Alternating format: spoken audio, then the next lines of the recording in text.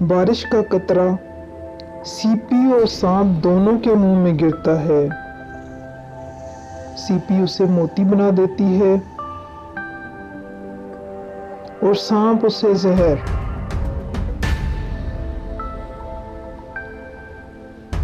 जिसका जैसा ज़र्फ वैसी उसकी तख्लीक होती है।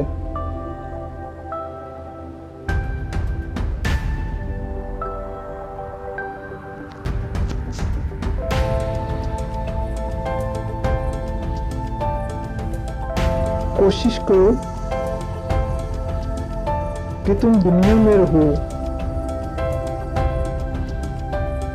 दुनिया तुम में न रहे। क्योंकि कश्ती जब तक पानी में रहती है खूब तैरती है, लेकिन जब पानी कश्ती में आ जाए तो वो टूट जाती है।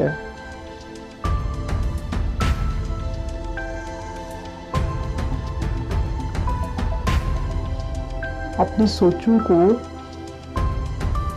पानी के कतरों से ज्यादा शफाफ रखो, क्योंकि जिस तरह कतरों से दरिया बनता है,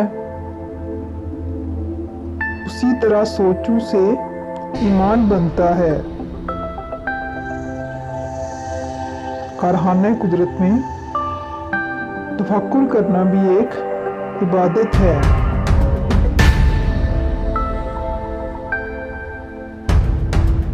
शराफत अक्ल व अदब से है,